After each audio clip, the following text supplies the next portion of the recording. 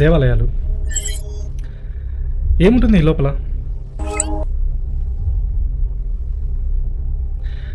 దేవుని రూపంలో ఉండే ఒక రాయి, కేవలం ఒక రాయి, అవునా? సరే, కాసేపు ఇప్పుడు దేవుని పక్కన పెడదాం, సైన్స్ గురించి మాట్లాడదాం. ఈ దేవుని కాసేపు పక్కన పెట్టి కాసేపు రాయిని రాయిగా చూద్దాం. ఇప్పుడు మీకు కొన్ని ప్రాథమిక విషయాలు చెప్తాను, వినండి. ఒకసారి ఆలయం దాని అంతర్నిర్మాణంలోకి వెళ్ళి చూద్దాం.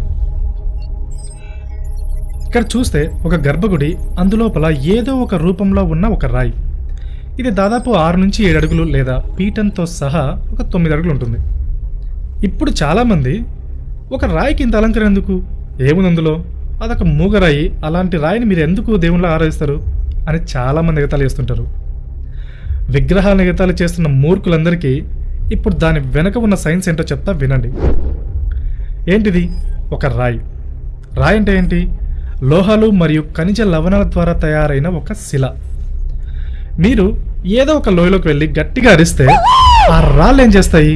తిరిగి అదే సౌండ్ని, అదే ధ్వనిని మళ్ళీ వెనక్కి పరావర్తన చేస్తాయి, అవునా? ఇదొక బహిరంగ ప్రదేశం.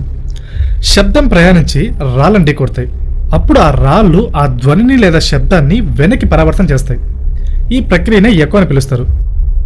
ఇలా మీరు ధ్వని తరంగాలను ఎంత గట్టిగా అరిసి పంపితే దానికి అనుగుణంగా ఆ రాళ్ళు ప్రతిధ్వనిస్తూ ఉంటాయి. అందుకే మీరు ఒక చిన్న గ్యాప్లో 2-3 రకాల శబ్దాలు వింటుంటారు ఎప్పుడు అలా గట్టిగా అరిచినప్పుడు ఎక్కడైనా లోయలోకి వెళ్ళి. విజువల్గా చూసాక మాత్రం అక్కడ ఏం కనపడకపోవచ్చు, కానీ మనం దాన్ని వింటాం. కాకపోతే ఇది బయటి ప్రదేశం కదా. అదే మనం దగ్గరగా క్లోజ్గా ఉన్నటువంటి, అంటే మూసి ఉన్న ప్రదేశంలో చేస్తే ఊహించండి ప్రతిధ్వని ఎంత ఉంటుందో. అంటే బయటి ప్రదేశం కంటే చాలా ఎక్కువగానే ఉంటుంది, అవునా? సరే, ఒక గుడి లోపలికి వెళ్దాం.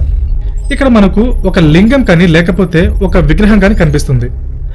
దానిపైన గాలి గోపురం అనే మూసి ఉన్న ఒక గోడ నిర్మాణం ఉంటుంది.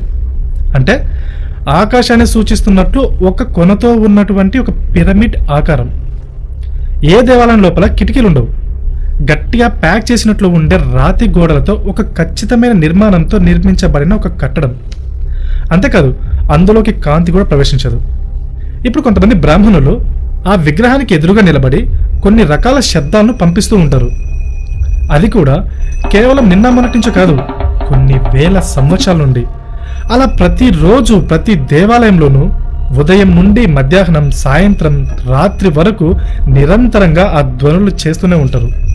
అది కూడా కేవలం మంత్రాలే కాదు, గంట కూడా వాయిస్తూ ఉంటారు. అది ఇంకా కొన్ని దేవాలయాలు అయితే డప్పు చప్పులు కూడా చేస్తూ ఉంటారు. ధ్వనికి రూపం ఉంటుందని మన భారతీయులకు తెలిసినంతగా ఇంకెవరికి తెలియదు. కానీ కనీసం కొంతమంది అయినా ఈ లో ఐక్యూ పీపుల్ ఉంటారు కదా, వీళ్ళ కోసమే ఇప్పుడు చూపించబోయే ప్రయోగాలు ఒకసారి చూడండి. మామూలుగా కణాలు వివిధ రకాల ధ్వనుల కారణంగా వివిధ రకాల నమూనాలను రూపాలుగా ఏర్పడుతూ ఉంటాయి. నిగెల్ స్టాన్ఫర్డ్ ఒక అందమైన మ్యూజిక్ వీడియోని నిగెల్ స్టాన్ఫర్డ్ ఛానల్లో తయారు చేసి ఉంచారు. దీనిలో నీళ్లు, మంటలు, ఈ కణాలు ధ్వనికి ఎలా ప్రతిస్పందిస్తాయో దాన్ని వాళ్ళు చాలా అందంగా చూపించారు.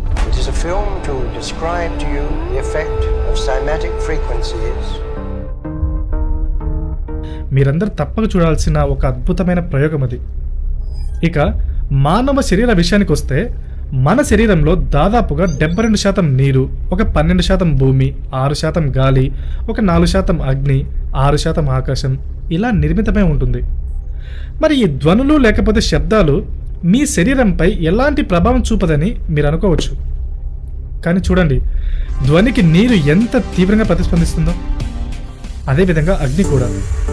నిజానికి విశ్వంలో ప్రతిదీ ధ్వనులకు అనుగుణంగా ప్రవర్తిస్తుంది. గతంలో యోగులు కూడా శబ్దమే అస్తిత్వానికి ఆధారం అని చెప్పారు. అంటే విశ్వంలోని ప్రతి రూపం కూడా ధ్వని యొక్క ప్రభావితమే. ఒకవేళ మీరు శబ్దానికి సంబంధించి ప్రావీణ్యం సంపాదించగలిగితే నువ్వు పంచభూతాలతో ఆడుకోవచ్చు. పూర్వం మునులు నీటి మీద నడవడమో, లేకపోతే గాల్లో మాయమవ్వడమో, గోడల గుండా వెళ్ళడమో ఇలా చాలా రకాలు చేసేవాళ్ళు. హ్యారీ పాటర్ సినిమాలు మీరు కూడా చూసే ఉంటారుగా. కాకపోతే ఈ హ్యారీ పాటర్ అనేది ఒక కల్పిత కథ. కానీ ఇక్కడ మన భారతదేశంలో ఇలాంటి వాటిని చేయగలిగిన నిజమైన యోగులు ఉన్నారు. కేవలం వాళ్ళే కాదు, మీరు, నేను, ఎవరైనా సరే శబ్దం మీద ఒక్క పట్టు సాధించగలిగితే మనమే చెయ్యొచ్చు. ఫస్ట్ అలా చెయ్యాలంటే మన ఇంద్రియాల మీద ఒక అతీతమైన అవగాహన అవసరం. ఈ ఇంద్రియాలపైన ఆధిపత్యం సాధించాలంటే ఏకైక మార్గం యోగా లేకపోతే సాధన. అంతేగాని ఏదో ఒక ప్రయోగశాలకు పోయి ఏదో ఒక గుడ్డి ప్రయోగం చేయడం ద్వారా మనం అలా చెయ్యలేము. ప్రయత్నించి విఫలమైన వాళ్ళు ఉన్నారు, ప్రాణాలు కోల్పోయిన వాళ్ళు ఉన్నారు.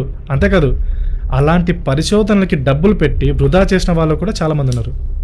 కనుక ధ్యానం లేదా యోగా తప్ప సాంకేతికంగా వేరే మార్గం లేదు. కానీ యోగా అంటేనే చాలు చాలామంది జనాలకి ఎక్కలేని సోమర్థనం వస్తుంది. శబ్దం.